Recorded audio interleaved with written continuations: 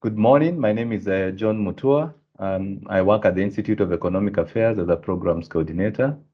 And so I'm pleased this morning to welcome you to yet another webinar that we'll be hosting this morning. This is actually the fifth webinar this year. And the title or the topic of today is basically what we'll be talking about the China Square actually store issue in Kenya, and particularly we'll focus on the political economy questions.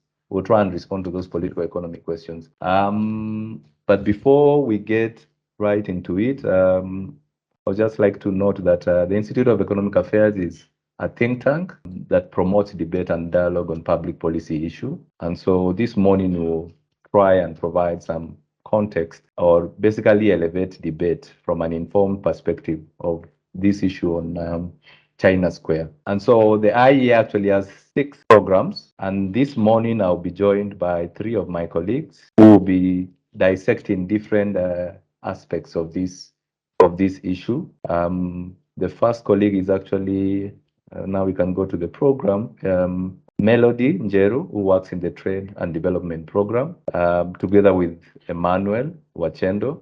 They work in the Trade and Development Program. And our third speaker or panelist is Leo Kembu, who works in the Constitution Law and Economics Program. So they work in the two of the 6 thematic areas or programs at the Institute of Economic Affairs. And each of them will speak into different aspects. So maybe Emmanuel, please you can scroll down. So we'll start to start us off, we'll have Melody taking us through the trade context. So of course, we know this issue has actually dominated the social media. It's been trending, especially last week, and captured the headlines of newspapers, as well as it's been occupied the news headlines. And the debate has actually been quite emotive, depending on who it is that you talk to, whether it's the consumers or our traders or even the policymakers.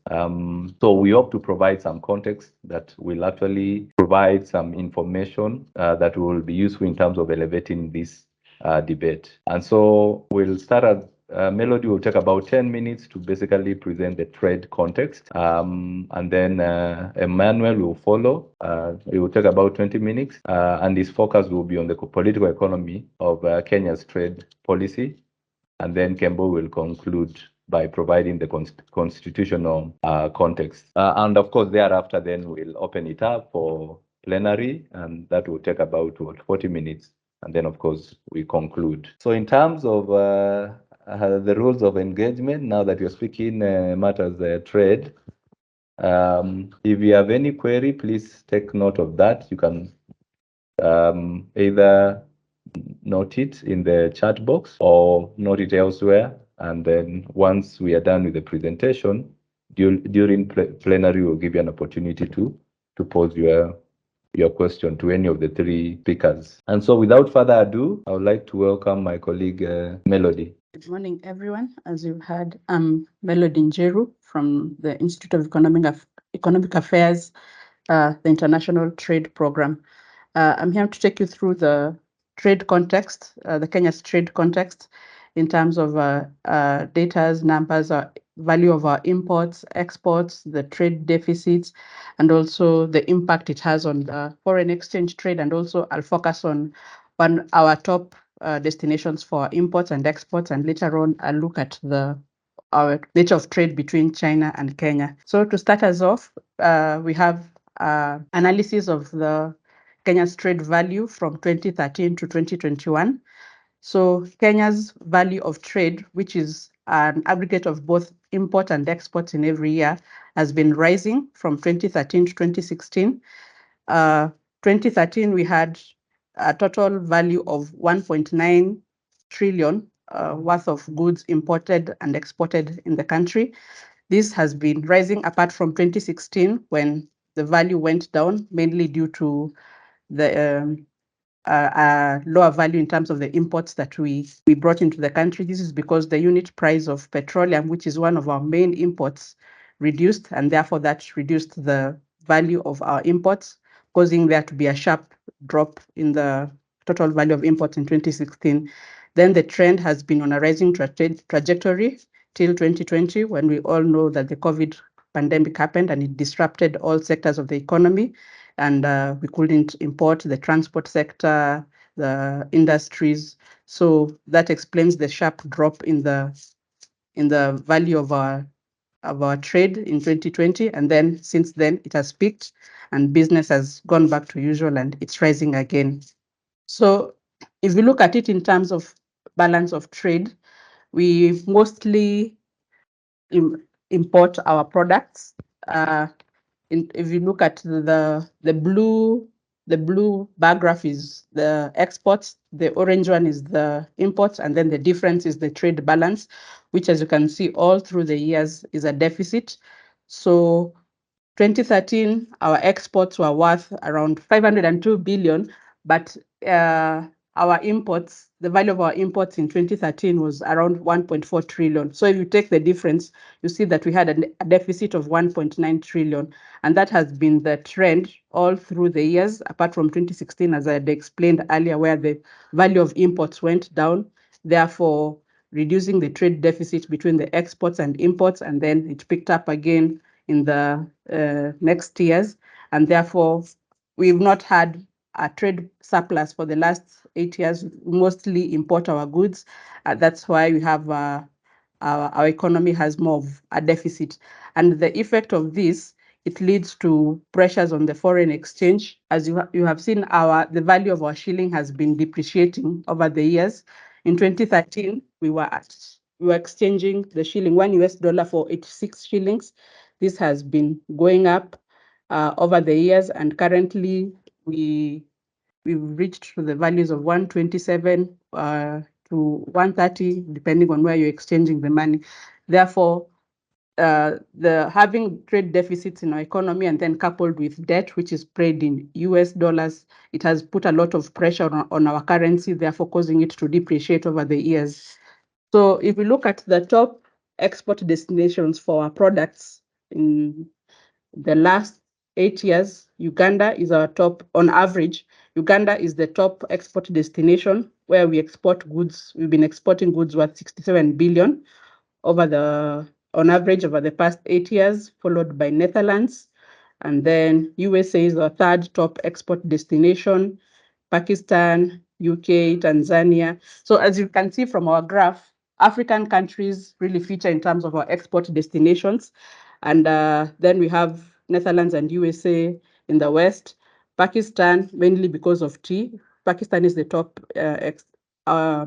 we export most tea to Pakistan. Then we have United Kingdom, UAE, and the rest are African nations. And then East Africa features prominently in our list.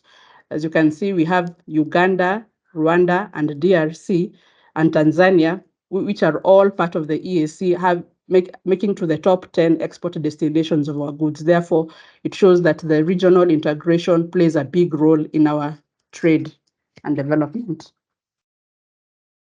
In terms of imports, the top import destination for Kenya is China. We've been importing goods worth 336 billion on average for the past 8 years, followed by India, UAE, that is the petroleum products mostly, Saudi Arabia. Then we have Japan, mainly because of the cars that we import from there. USA, where we import transport equipment in terms of planes, and also computers. Then we have South Africa, Indonesia, Germany, Uganda. So if you look at the import destinations and the export destinations, you notice that our export destinations, the EAC region mainly features, but when it comes to our top import destination, the Far East countries, that is China, India, Japan, Indonesia, they prominently feature in our list. And then in terms of African nations, we just have South Africa and Uganda, where we import most of our goods.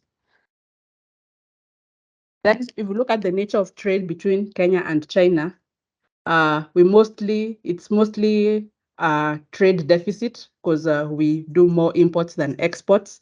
In 2013, we exported goods worth 4 billion, And then we imported goods worth 182 billion, leading to a deficit of around 178 billion.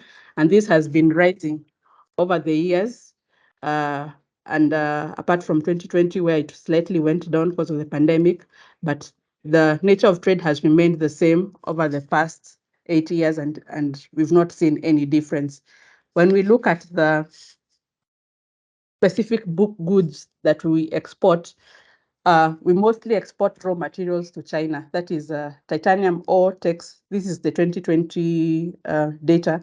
Titanium ore takes the large share, that is 36.5%. Then we go to niobium, vanadium, all those ores, iron ore, which take around another 20%, 3%. Then we also have tea, coconut, insect resins, goats and hides, processed crustaceans. So this is mostly either agricultural products or raw materials, that is minerals, that we import to China.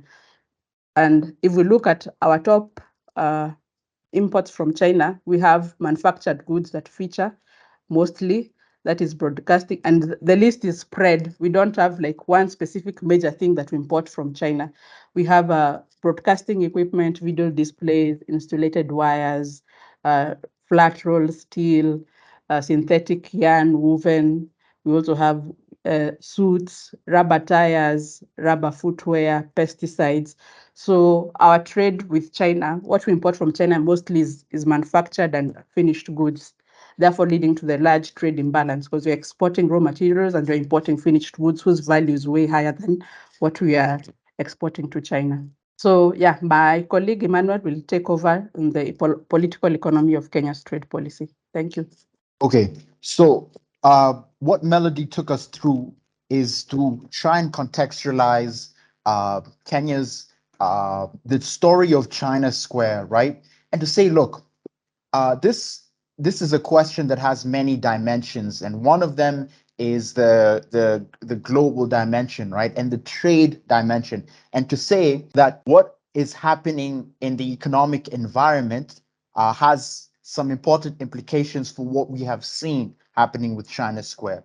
So for our viewers, wherever you are, some of you will be very familiar with where China Square is geographically located in Nairobi. So this map is for those who might not exactly be familiar with the environment. So here we see that China Square is located within in a mall, actually, and that mall is on land that is that has been leased by a public institution, the Kenyatta University. That's a university in Kenya, one of the major universities in Kenya, and a major university in the capital in Nairobi, Kenya.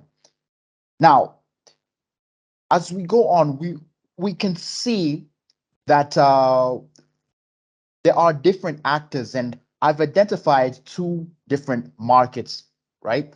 We want to look at this question from using economic tools and ask ourselves, okay, there is a market for private goods. That market has a demand side and a supply side, right? On the demand side, we have our consumers. On the supply side, you have the suppliers, whether it's China Square as a mall, retailers, or the Gikomba, Nyamakima, Mudhurwa, and Isli Traders Association, who you a traders association that's representing all these traders, right? Who are effectively in competition with an institution or a retailer like China Square. In the market for public goods, on the demand side, you have the Kenyan public, consumers, investors, and suppliers. And so this is both domestic investors and foreign or international. On the supply side, for the market for public goods, you have the constitution and then the three branches of government, right? Each of them has a role to play. Now let's go over a timeline of events and ask ourselves, just give ourselves a refresher for what happened and in what sequence. So first, the China Square opened its doors to the public, January 29th of this very year. And as it opened, some of the reports that came out citing how much they were generating in revenues. Some reports said $10,000 a day, and that was on a slow day, and that in the first 2 weeks, I believe they made more than $200,000, right? That tells you that that is a very big store. I've yet to visit it myself physically. I've seen the pictures, but for what I can tell it is that it is a very big retail outlet. And then you had on February 16th inspections that were carried out by the anti-counterfeit authority, right? And they seized 50 million Kenya shillings worth of goods. So 50 million Kenya shillings is just about I think that's $500,000, I believe. Yes. And February 24th, Moses Kuria, who is the CS, the Cabinet Secretary for Investment and Trade, issued a tweet, right? He issued a communication saying that he was advising the Vice Chancellor of Kenyatta University to sell the land to a traders association. The traders association that we named in the previous slide, right? That's the Gikomba Nyamakima Mudhuro and Isli Traders Association.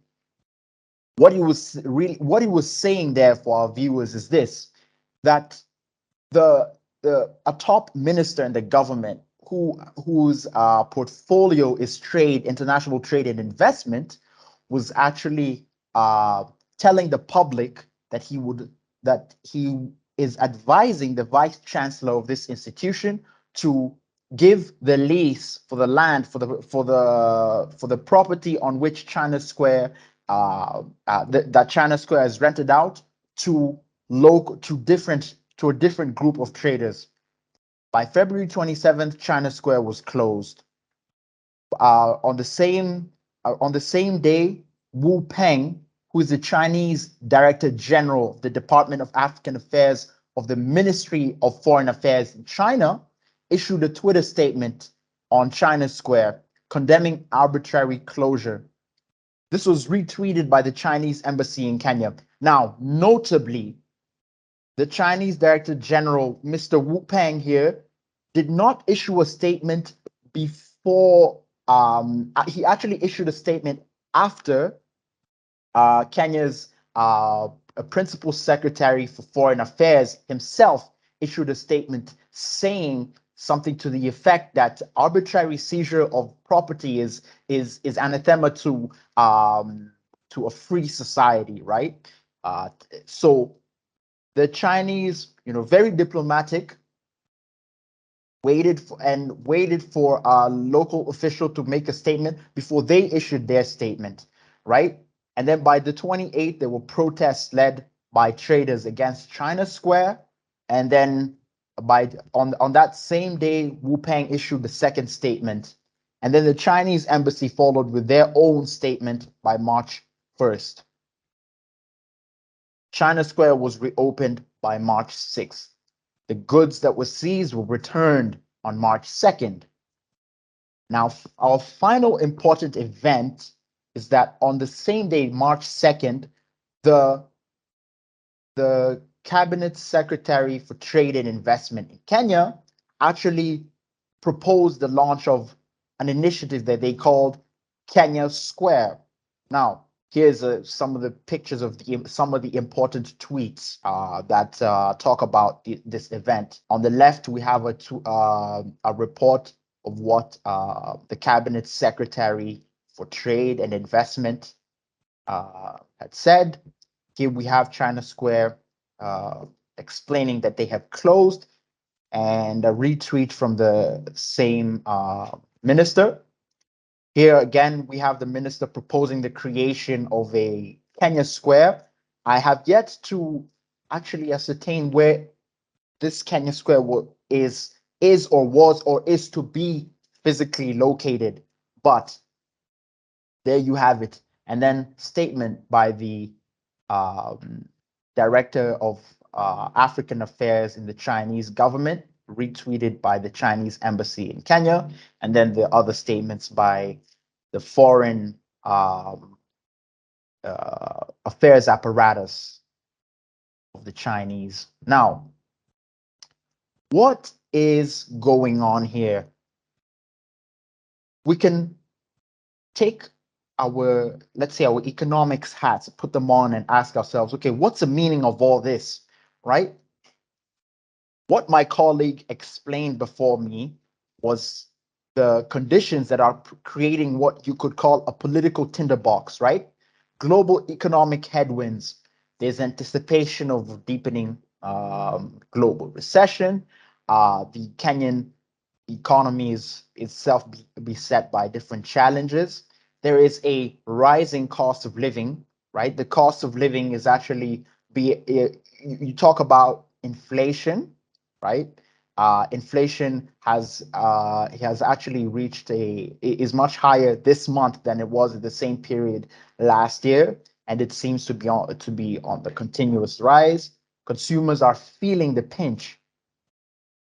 Kenya's economy is a low productivity economy. You cannot change the productivity of the economy overnight. So that is a very important challenge because if you add, for example, the drought and what this means for even agricultural output, right? The fact that Kenya's economy is dominated by services and agricultural activities, and those services themselves are not high value services, right? Kenyan per capita income is not beyond $2,000 a year. And then finally, trade deficits and a huge debt position, right? What does the trade deficit mean? The trade deficit has many implications, including the a depreciating currency. So Kenyans, even on the facet of trade, are getting poorer. And then the Kenyan debt, right, is very sizable. It's part of the reason that taxes, an important part of the reason taxes are rising, is because the government needs to service its debts. Now, Chinese debt is not actually a very significant feature of the total debt that Kenya owes to its different creditors. Although China is when you slice up the debt and you look alone at the bilateral debt, right? That's debt that Kenya owes to its bilateral partners. Then China is actually has a significant profile, but for many reasons, the Chinese debt, which again is not even more than 20% of Kenya's total debt, right? 20%, not relative to others, it's not the most important chunk, but Chinese debt has a kind of a certain political cachet, right? It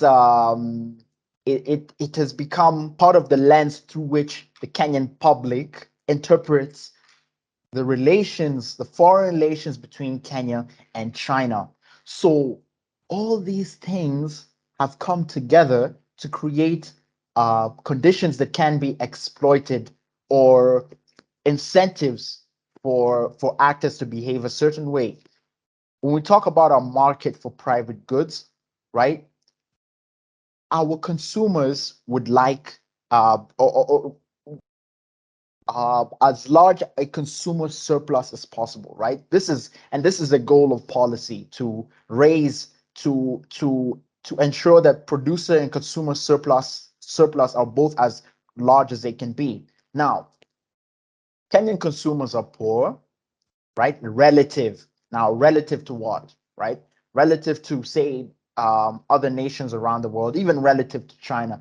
If, for example, we look at the trajectory of Kenyan per capita incomes relative to the trajectory of Chinese per capita incomes between 2009 and to date, Chinese incomes rose much quicker than Kenya's did. Why compare it to China? Well, that's not to put the two countries together in against each other in some kind of a spectator sport. It's just to say that there are other countries in the world whose nationals have gotten richer, much wealthier in that same period than Kenyans. So what does this mean then? One way that Kenyans can at least be richer is if their disposable incomes expand. How might their disposable incomes expand? Well, if, for example, they had a greater variety of goods, and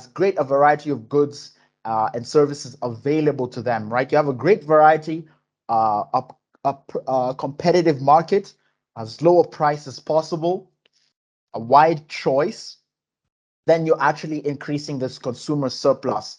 So what did the entry of China Square mean for Kenyan consumers? Well, those consumers who were able to actually purchase it, buy products from China Square, China Square was making those consumers wealthier, right? So Kenyans are not getting as wealthy very quickly, but here you have a retailer that has actually increased their wealth. Right now, the producer side, how do you expand producer surplus? Well, if producers can sell at higher price points, then they grab more and a greater share of producer or supplier surplus, right? In this case, we can interchange the two, because in this case we're actually talking about retailers, both China Square and the other traders who would be or are or were competing against China Square. Now, the public good. What is the public good here in question? A predictable regulatory environment, right? This is something that we can see echoed by the Kenyan Principal Secretary for Foreign Affairs, who, when he spoke about private goods of the foreign nationals being seized, he was talking about the regulatory environment. So the consumer incentive is to have a as depending, of course, on the specific goods that we're talking about. In this case, we want perfect competition in the retail in the retail market. For suppliers, now the incentive for suppliers is actually to push for policies that increase their surplus. In the final analysis, Kenyan suppliers were better organized, wealthier, and as a smaller group. All these things put together mean they have an incentive to actually go out and hunt for greater producer surplus on the policy front, right? All this is trying to say that these are preconditions for these actors to act in the way that they did. Consumers, now the question for policymakers and for policy scholars such as ourselves here would be, okay, where are the consumer rights advocates? Because what the consumer rights advocates would be saying is, wait a second, okay? When you say buy Kenya, build Kenya, let's take this particular case, for example, what are we actually saying? On the global end, we are talking about restricting the participation of foreigners in the domestic market for trade. That is what is being said, right? And then now it sounds like that every Kenyan is in that basket, that every Kenyan would benefit from Buy Kenya, Build Kenya. But this is not quite the case. Why? Because you come in domestically, and what Buy Kenya, Build Kenya means is that the suppliers are actually seeking a greater supplier surplus at the expense of the consumer. So what they're saying is that the consumer should remain as poor as he is, relative. Again, poor is relative in this case, right? That they should remain poor so that the producers can remain wealthy, so that the producers can sell their products at the high price points that they enjoyed previously before the Chinese entrant into the market. Now, the final note here is this. How is this being played out? We have an ethnic minority that is easily distinguishable, right? Chinese, different racial features. You put that together with the Kenyan public's perception of Kenya's relations with China, and what you have is a situation that has actually been played for its ethnic conflict potential, right? And our final question is this, right? They're appealing to protectionism. They're appealing for nativism at the expense actually of the consumer. So Kenyan consumers in this case are not involved, are not actually benefited from this so-called Buy Kenya, Build Kenya initiative. But is this new? Is this something that's unique to Kenya? We zoom out across the globe and we see that whenever you have a tight, now this picture here, I should mention, is actually from incidents in South Africa, incidents of xenophobia, right? What I'm trying to say here is this. In hard economic climes, this is a familiar refrain. It's a chorus, it's a song that is sung every time things are a bit tough. The conditions, pre-existing conditions, mean that actors will feel incentivized to take certain actions. So traders will feel, and it's very typical for traders to have greater representation in the formulation of trade policy than their counterparts on the other side, the consumers. And so here, for example, when we mention pre-World War II trade wars and Nazi anti-Semitism, am I being extreme? Have I picked an extremely out of the box example? Is this example just too special, too exotic? Well, I would say no. It exists on the spectrum, yes, on the extreme end of the spectrum, but it is an example nonetheless to illustrate the criticality, right? The intensity of this kind of flare up. Now, of course, in our case, it did not go that far, but it's just to tell us that look, this is on that spectrum, right? We had even in the 80s, American. What we're saying is this: countries that are in a trade deficit will tend to pursue such policies, right? Now, the moral judgment, of course, what I've said has a bit of a moral tinge to it, but the idea here is not to wag a finger and say no, not this direction or that, but the idea is to say that is to tell all the policy stakeholders that look, these are the implications of what is going on, right? This is where we could go. This is where we could take ourselves. Now, in closing, I will say this. On the regulations front, we have a public that we have a regulatory mechanism that you can't tell was used as lawfully as perhaps it should have, right? Because if the government comes out and says, look, this store, this China Square retailer has X, Y, and Z issues with it, we're shutting it down. The question from the public would be, wait, did you not check these goods as they were being imported? Did the relevant regulatory body not inspect the goods upon import? Did they not give license to the trader, to the entrepreneur who made the entrepreneurial effort to discover an opportunity to create some profit for himself? And also we can see the effect of creating greater a positive economic outcome for consumers. Did you not give them the license to operate? And then did you came back and you made an inspection and discovered that these goods were counterfeit?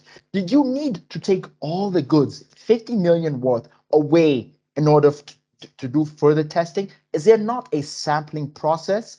All that to say, many questions raised, making it all look very arbitrary.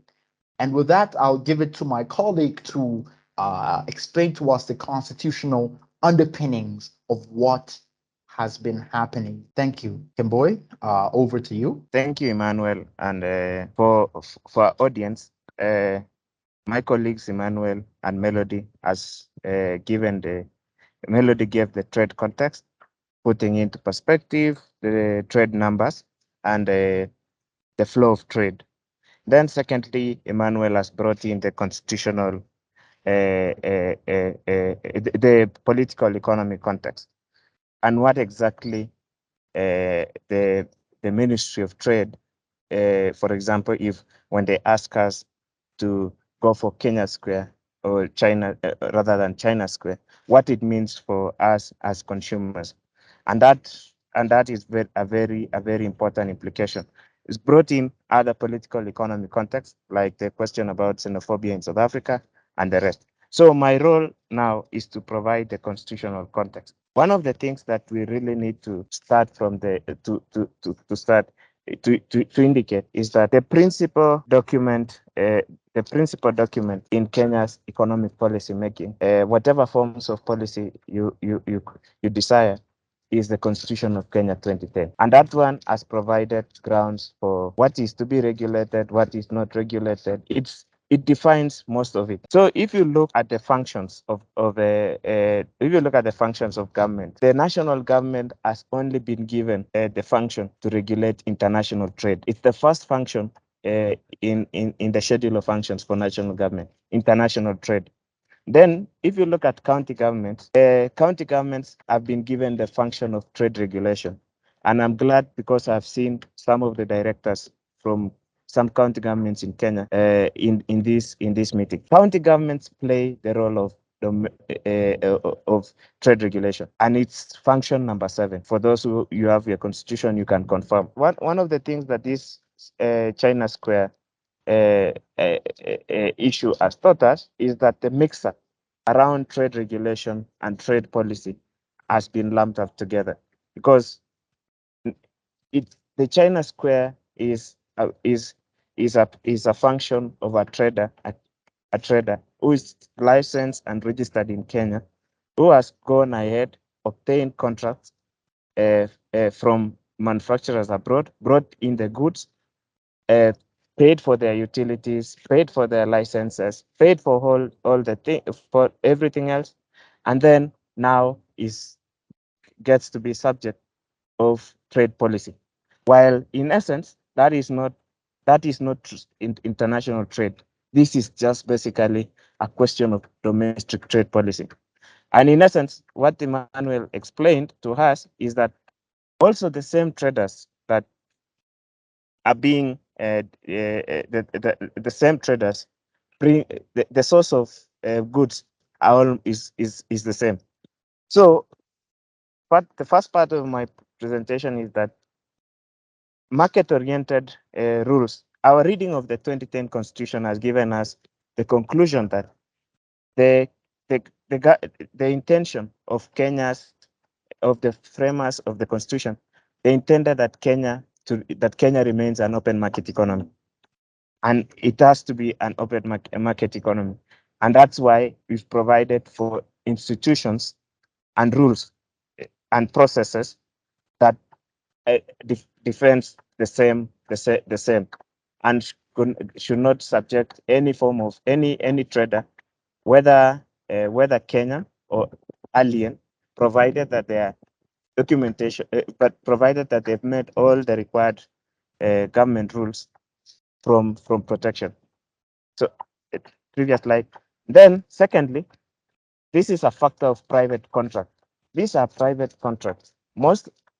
When a farm has met all the requirements, when a farm has met all the requirements, the function of freedom to contract remains with those farms. With those farms, and those are sacred rights that government institutions can only intervene if they've not met their required their requirements in place. And that's why, but we understand that China Square has met all those requirements and they're already in operations. And then number 3, the third issue, based on the Constitution of Kenya 2010 emphasizes efficiency, and not just efficiency. When, for example, we mention efficiency, if government of Kenya, when government of Kenya is required to do to buy in the market, they are required to undertake a market assessment and buy at what is at the lowest in the market. And this again is something to notice that the aspect of consumer surplus is something that that this constitution has required of government of Kenya. And in essence, in requiring of government of Kenya, and government of Kenya being the one with the biggest buying power and also a big market leader, it's supposed to signal that efficiency is a factor of requirement, because the vibes around China Square, like what my colleagues have mentioned, is that this was about a farm that was selling in Kenya goods and services at ridiculously low prices in comparative terms to what other traders were selling. And that's why there was a protest around the same. The fourth issue, again from the Constitution of Kenya, that these are the decisions on trade-offs. For example, if I choose to buy something at a certain price, or if you can buy, for example, one type of good, let's say a water basin, at let's say price X, which is lower than which, and then somebody else can buy the same basin at price X plus 1, for example, or at price X plus 100 at an higher price. These are private decisions. These are private decisions. And whether you choose to buy from China Square or Kenya Square, those are private decisions. So, and in essence, there is a new term in in law and economics. It arose from what the index, that is the freedom the freedom index compiled by Heritage Foundation, that the IEA tracks annually.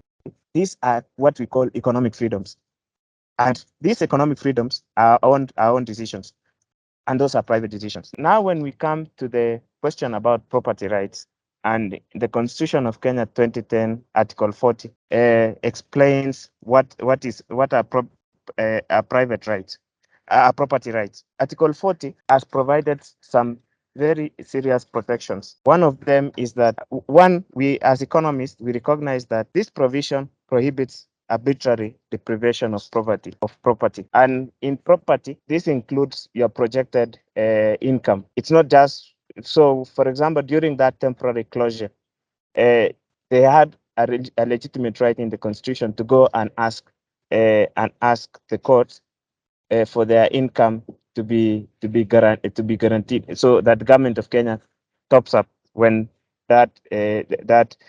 when that closure happened. Another issue is the only time that lawful deprivation of property for public purposes is when there is a public interest. And even when there is a public interest, there must be a legal recourse, that this issue can end up in the High Court and for deliberation. And then, of course, it recognizes, protect intellectual property rights, which are increasingly becoming important in the global. And this include business processing techniques. For example, if you can be able to bring efficiency, let's say where in the world steel billets are sold at what half price in Kenya today. That is what, and when you are able to arrange for those contracts, be able to bring in those steel billets, that efficiency is something that our constitution, the constitution, actually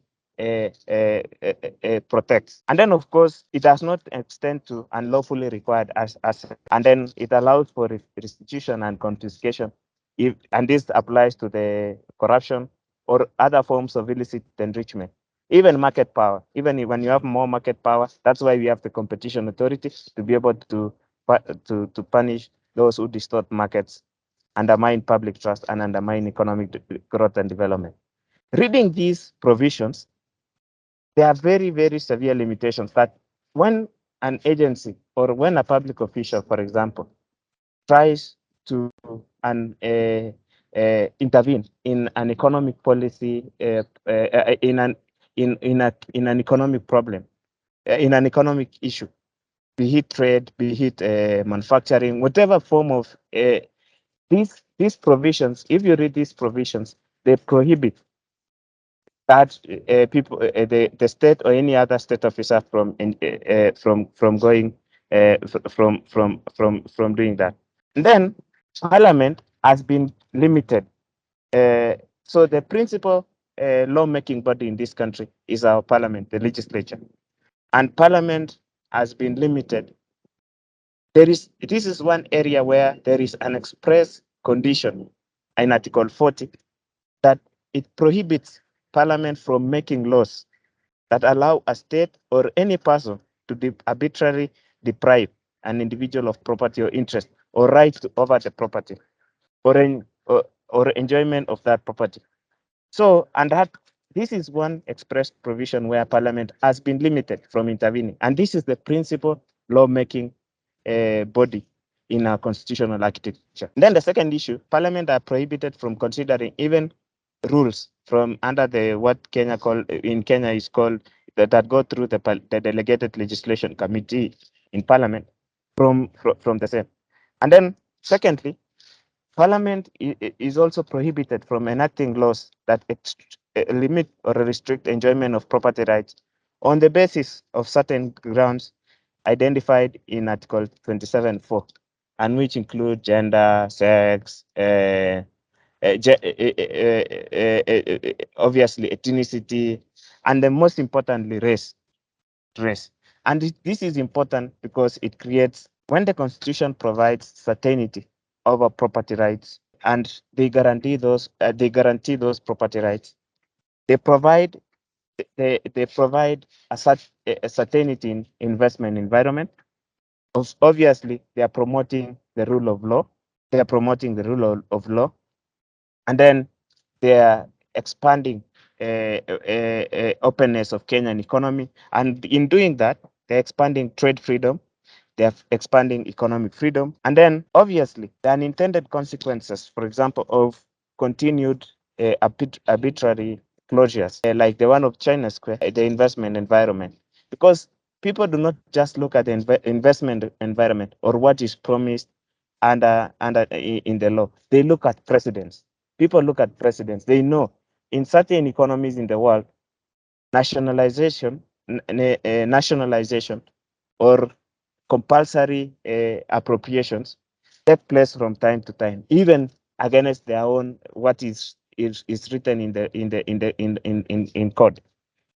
So all this now in the end, when you you undermine the rule of law, you reduce the benefits of a market-oriented economy that the Constitution has guaranteed. You undermine trade freedom. All of them contribute to the collapse of constitutional order in the long term.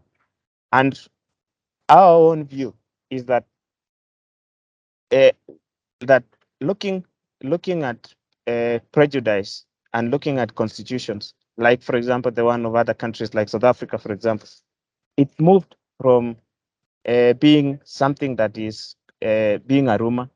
It moved, now it's at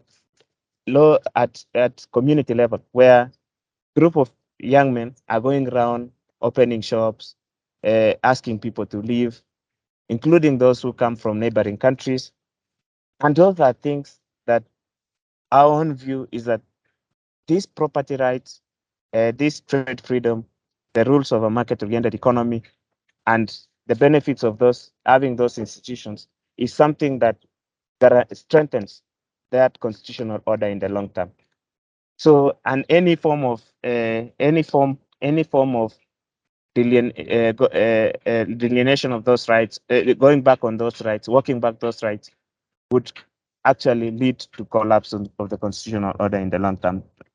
That's my conclusion. Yes, thanks a lot, Kemboy, and of course Emmanuel, as well as Melody, for that. I mean, the picture that you've painted, or the arguments that you provided in terms of some insights around this issue, or the political, trying to respond to the political economy question on the China Square. Now, as a way of summary, so of course, Melody started us off by taking us through the trade context, just to understand Kenya's position vis-a-vis the globe in terms of our exports, whether it's in volumes as well as in value, exports vis-a-vis imports. And from that story or the presentation that she's taken us through, we are well aware that Kenya is a net importer. So we import more than we export. And given that situation, we have what is called a trade deficit. And the stuff that we import from, the goods that we import from goods and services, but basically goods that we import from China actually constitute almost a fifth of our total imports. Now, this situation of trade deficit, as Emmanuel has shown, often leads to agitation for sometimes policies for protectionism or protectionist policies, instead of dealing with the issues or the root cause of what is affecting our local trade. And so that's what we are seeing from this story. And of course, one can relate it to the aspects of build Kenya, buy Kenya. But basically, the situations of trade deficit, as Emmanuel has shown, sometimes that may lead to this agitation to or calls for, especially from policymakers and politicians, for protectionists, so as to protect our locals from unfair competition. And yet we know that there are certain consequences that emanate from having policies of protectionist.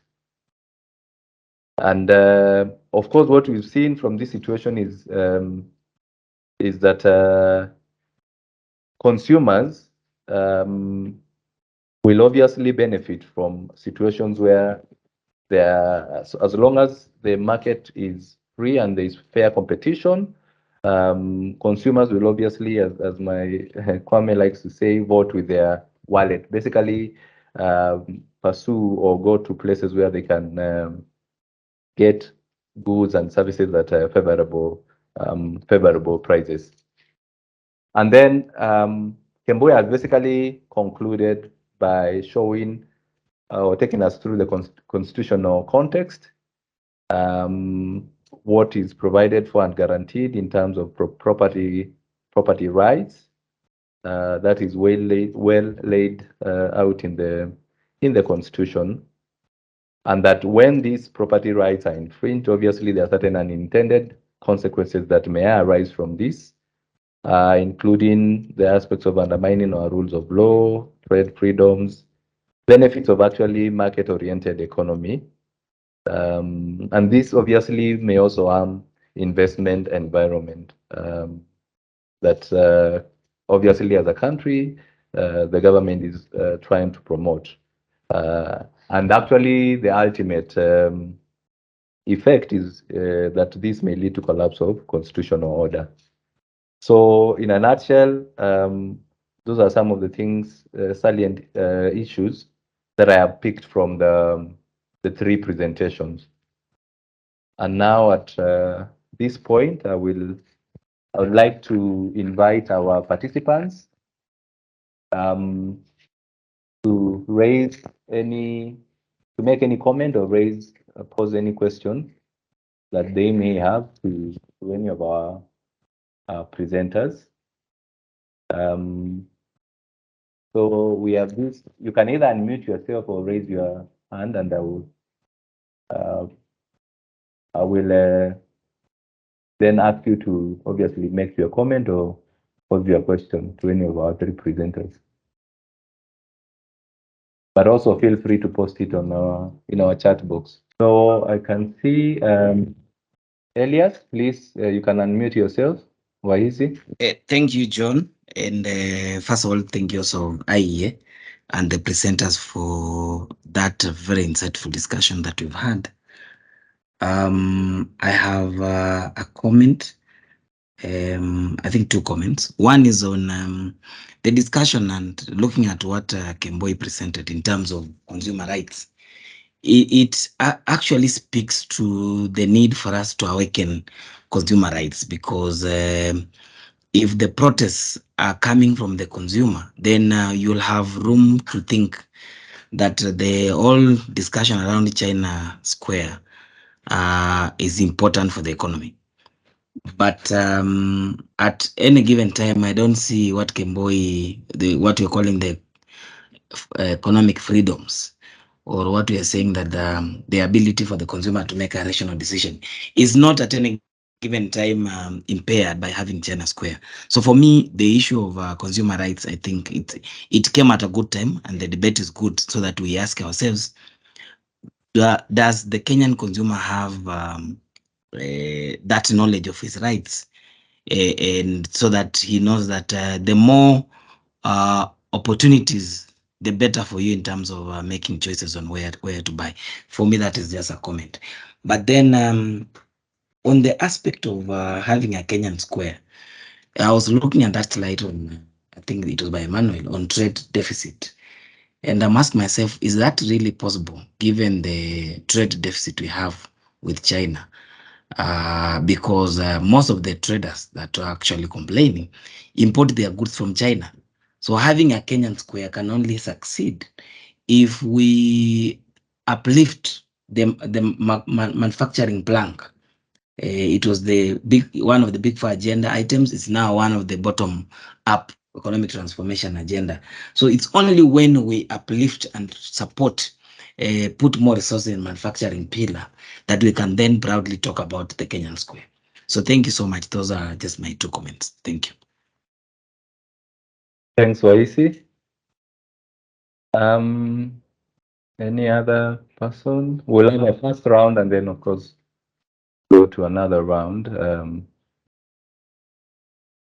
I think as our participants are warming up to pose any question or make a comment, I see there are two comments in the chat box, so I'll just read them out as stated. So we have one from Hussein Dero. So what he notes is that China Square issues seems to be business rival project protection. I guess that's what he meant. Enjoy free good entry owned by local entrepreneurs, but camouflage as foreign owned under bilateral agreements. There are many unsaid and reflected in public domain. So his question is, what is the best practice China Square enjoys, which our local enterprises lack? So I guess Emmanuel, I'm trying to decipher exactly what he means. But in case this is not clear, then I will ask Hussein to clarify his question. But before that, I see another one. So maybe Hussein, are you there? Because there are aspects of the questions that are not very clear. Okay, so let's move on to Olunga's question. So Olunga, so I'll again read it out as this. I'm relating this issue about China Square with a farmer harvesting his produce, gets them on a lorry, and going to the market and sell. The other traders will feel aggrieved now that they have bought from the same farmer and expect to earn some profit margin because the farmer has latitude to sell low. So we have those two, and I will ask on Olunga's, maybe Emmanuel, any of our three presenters can weigh in on that, as well as Hussein's question. I think it is a part comment, and the latter section is actually posing a query. So Emmanuel, you can also weigh in on that. So Waisi he had a comment about consumer rights, and also question about the aspect of whether uplifting, whether this Kenya Square proposal will help in terms of promoting manufacturing. So for that question, Kemboy, you can respond to that. Melody, in case there's something, I think you can also weigh in on any of those. So let's start with Emmanuel, Kemboy, then Melody. Okay. So I see that there is our first question was something about only when we uplift industrial output. You know, what I understood from his question was he was saying that most traders were complaining that, but they were actually also importers from China. And yes, I think we have a case where entrepreneurs have been outcompeted and they're looking to slow their competition by changing the rules in the market. One of the stories I've heard, I think this was presented on the BBC, that this particular Chinese entrepreneur was scouting around Nairobi, and he visited some supermarkets, and he saw that Kenyan supermarkets were selling some goods at prices that were astronomical relative to what he's seen back in China. Now, him having the knowing, I guess, the suppliers in question, went back and actually convinced them to get into a venture with him to open this store called China Square and to import those goods. So yes, so I agree, and you know what?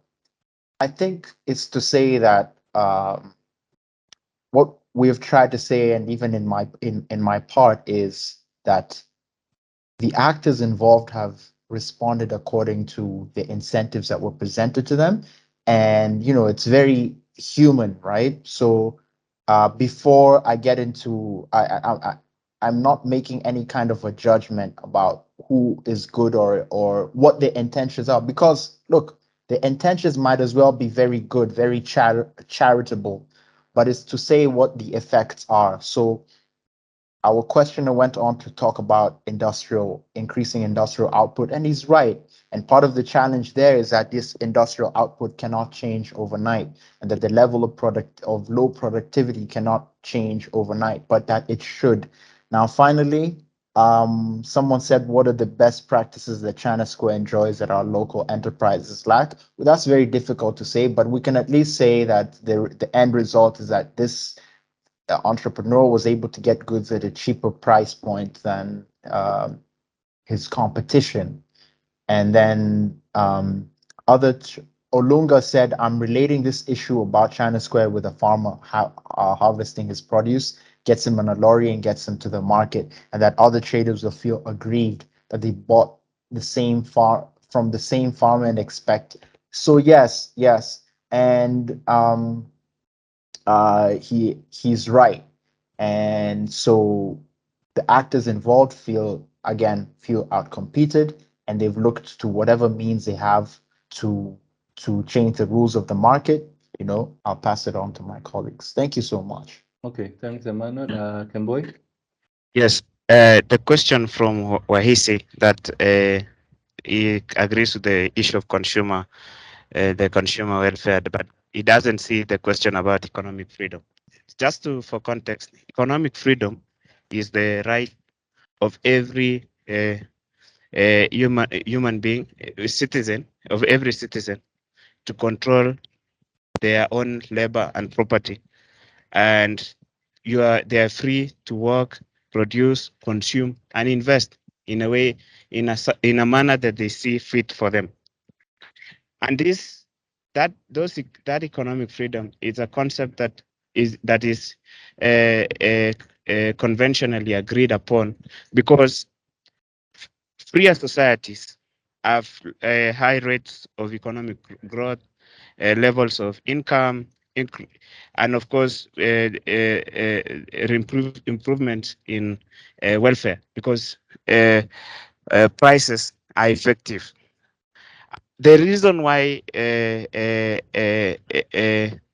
economic freedom is important in this case, and especially for the China Square issue, the lessons that we are learning from the China Square issue, is because those who are able, and from that chart that Emmanuel was able to show, that graph, those the farms that tend to distribute more surplus to consumers are beneficial in an economy like ours, and they can only happen if those trade freedoms are high. People are allowed to trade in a manner they feel fit, provided they meet all the requirements in the law. So if they're able to bring that price more closer, that's the reason why we emphasize the trade freedoms and the importance of economic freedoms. And I think just for benefit of our members and our audience, I've seen Kwame is in the chat. I can ask him to emphasize why is this question of economic freedom more important than anything else? Because, and then now to the issue, to the question raised by Olunga, that the other traders, that the issue of China Square with the farmer harvesting his produce and takes them to the market. That's why in a constitutional democracy and where free markets have been are an important thing, and is something that has been emphasized. That is an important thing, so that farmers can be able to make decisions. For example, whether if you are in Narok, for example, whether you sell to the Narok market, to Nairobi, or to Mombasa, it's your own individual choice. It's not something that a trade minister or a trade policy maker, wherever they are, whether they're in Nairobi or wherever they are, can be able to dictate upon you. And that's the most important thing about freedoms. And that's why we emphasize this. And I think this is something that is an important thing. And this is an important thing that was added to the 2010 Constitution that might have not been expressly provided in 1969 Constitution. So I agree with what Wahisi has spoken about on the question of consumer welfare, and that and those consumer rights, and the need for us to reawaken. Yes, but these are abstract things, because in Kenya, if the consumers are rational, and they were able to, and that's why most people were able to find out where China Square is, what the types of goods that they're selling and everything, and that's why they had bigger traffic than any other mall in Nairobi during that period when they were open. But for policymakers, mostly policy in Kenya tends to focus on production, and not on the consumption side, where guaranteeing incomes for traders, and not necessarily consumers. And when you guarantee incomes for producers, and especially traders, one side of the market, you are constraining that distribution of surplus, that distribution of surplus, and you are actually taking the producer surplus upwards. Thank you. Back to you, John. Okay, thanks, Kemboi and Emmanuel. I see some additional questions, but I guess on the aspect of the last part of Hussein's query in terms of best practice, of course, the WTO, World Trade Organization agreements provides certain principles that are supposed to enhance fair competition in trade between locals and foreigners. And they speak about aspects of non-discrimination, in that the local traders, and the foreign traders, of course, once goods have been brought into the market, the fact that there should be no discrimination in the way they are treated. Of course, there could be certain exceptions and so on, but basically we have those principles that are provided for under the WTO trading principles.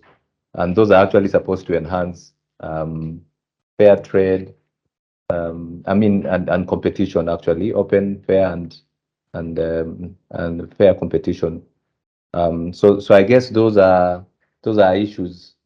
Those are aspects that will promote best practice in a situation where we have foreigners dealing, of course, with the same products as the locals. And obviously for the government, unless there are situations where maybe it's a case of dumping and other such like aspects of dealing with counterfeits and so on. Of course, that's where the regulations and government kicks in to ensure that because those things would obviously promote some unfair competition. So that's something that I just wanted to add with respect to best practice in the situation in this scenario of China Square. Okay, so I see we have some additional questions in the chat box, so I'll just read them out. I think this will be the last round of queries. So feel free, you can actually unmute or raise your hand. But let me read this. We have what we have in the chat box first. So from Paul, what Paul notes is that the China Square issue also seems to have had a surprising effect where consumers are flocking the China Square store to purchase products. Is this a case of consumers not being aware of cheaper choices in the market? So that's the first query. Could this be a case of imperfect information within the market? Is it possible to have a way of comparing prices of various goods from various sellers in the market? So Emmanuel, please take note of that. Then from Wafula Nabutola. So the first is basically a congratulatory message, and then he raises a concern that his question is concern. His concern is for us to find a way to reach a much larger audience. Okay, so this is basically a challenge to the IEA.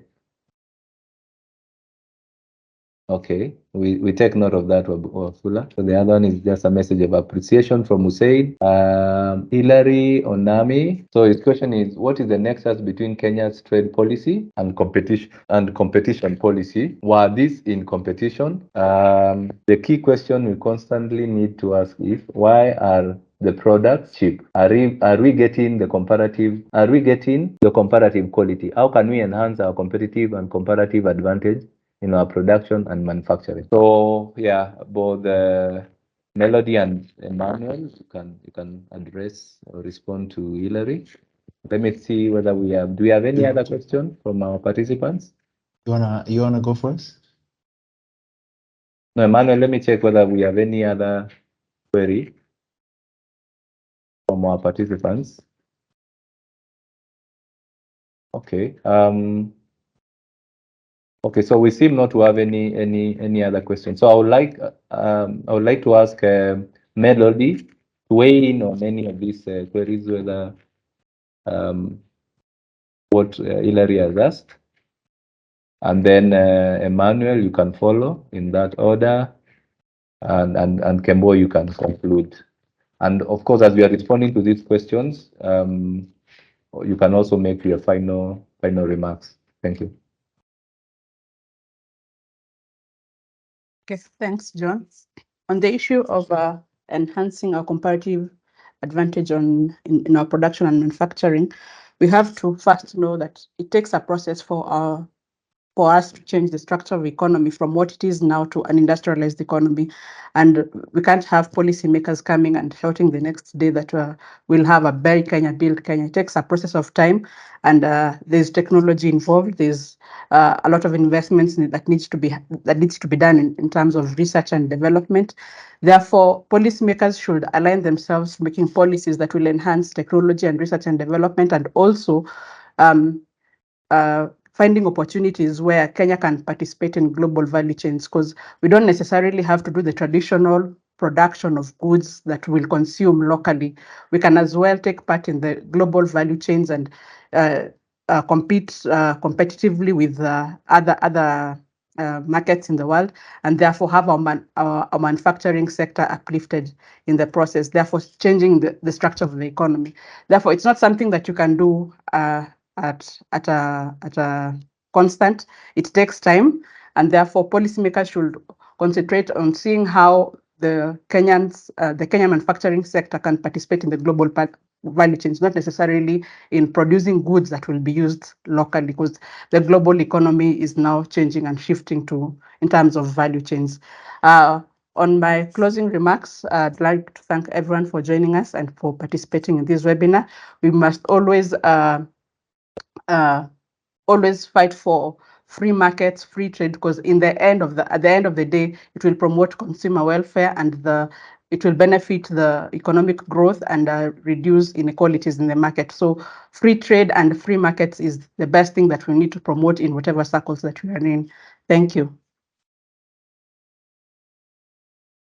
Thanks, Melody. Emmanuel?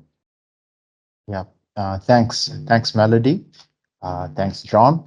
You note that my colleague answered very well the question about a question by Hillary about competitive and comparative advantage, that it takes time. Now, he asked what is the nexus between Kenya's trade policy and competition policy? Okay, so trade policy covers the relationship between, could say, if you look at the accounting equation for trade, right? We're trying to determine imports, exports, and the flow of foreign direct investment and remittances, right? So our trade policy can affect all these. And when you invite, if we look at China Square, right? We have effectively allowed foreign entrepreneurs to come in and to make investments. Now, there are the laws governing who can, what the person would need to have, what kind of licenses they would need to obtain, and what specifications or requirements they need to meet, right?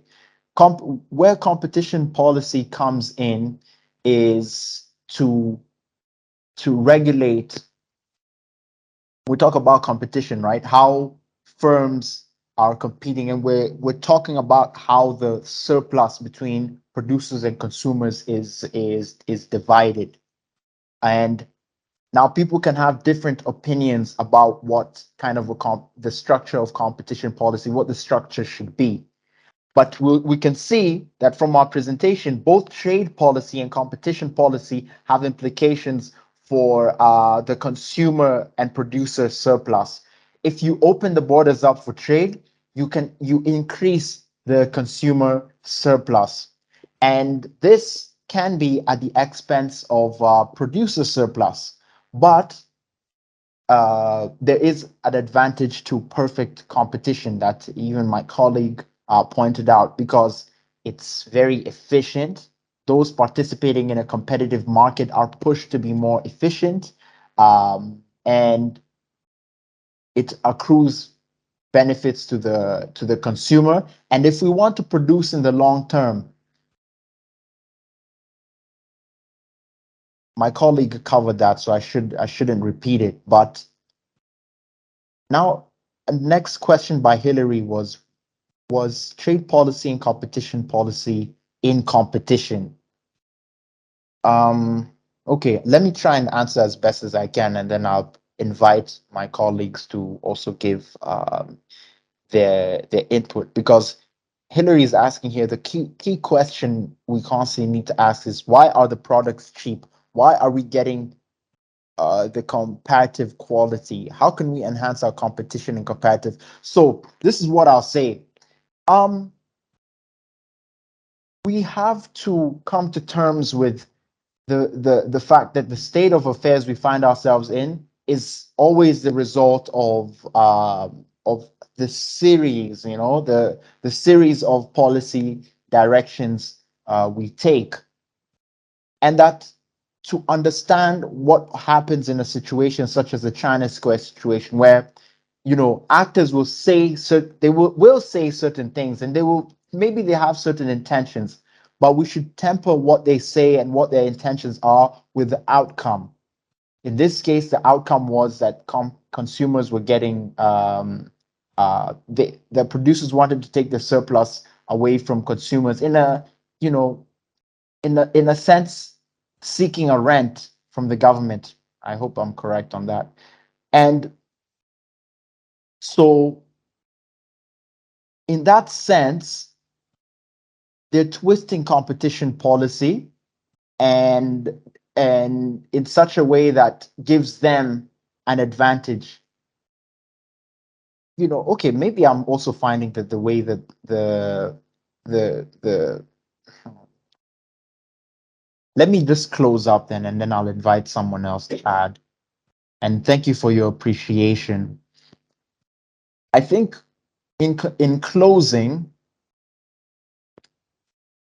I think part of my job today was to explain the implications of the directions that policy took in these recent events, and to explain what it means when your cabinet secretary or top government officials move in this way, and to explain why this was an arbitrary application of government power, and to explain what that means, why it is not good for the economy. So, for example, what will investors see?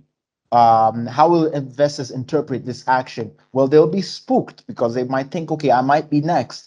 Or maybe they might think, okay, if I'm Chinese, I'll be next. And to remind us, now I quoted the Nazis, but you can and it might sound like an example that's maybe has very little cultural valence for Kenya, but then it's at the very extreme end. But you could also put there Idi Amin, right? Expelling Asian traders from Uganda. And he presented his own case, his own arguments for that. And to remind ourselves what happens, is it some form of envy? Who knows what's happening? But that such steps are actually detrimental to the economic welfare of the people. And I wanted finally to show how there was a difference between what some actors claimed they were trying to do. There was a difference between what they claimed they were trying to do for trade policy and competition policy. They said they wanted competition, and in this case, the two are interfaced, right? You're saying you don't want a foreign competition. You're saying the government should just go in and seize your property and make all kinds of claims without, what kind of a process or what kind of actions are these? Very arbitrary, very reactionary, knee jerk, right? And that, as my colleague said, to sue for economic freedom these are principles that actually accrue benefits for all. Thank you. I just want to make final comments, and I've seen my colleagues have reacted to all the questions. My thinking and informed by reading economic literature is that we don't need to tell consumers where cheaper goods are. That is something that they will figure out. Themselves, because as you even saw, one of the most retweeted tweets on the Kenyan is the former governor for Kiambu, who went out and found out that the cheapest one of those building material was 900 shillings, and in China Square, you could get it as low as 450. Those we don't need to have a mechanism for people to know where cheaper goods are. Consumers are rational. They'll try and find out where they'll find out they'll figure out in the market. But most importantly, we don't need farms to be able to tell us their trade and proprietary secrets. What we want to do is to let that environment in Kenya be available for farms that can be very extremely efficient, but secondly, distribute more surplus to consumers. While for themselves, the producers, as producers, they continue to gain that as that producer surplus. That that is the most important and the fundamental thing that will ensure that in the investment environment, that no forms of discrimination would take place, because it could be easy now to look at the China Square angle from a race perspective, and we know prejudice has no borders. Once that is done, we'll now have our own prejudice thing to look at trade policy. We don't. Our trade policy has to be under a competition policy. Each and every policy, we don't have to look it from an angle of prejudice or nationalism, because nationalism will, when as a country is subsumed by nationalism, that's when you get xenophobia like other countries in Africa.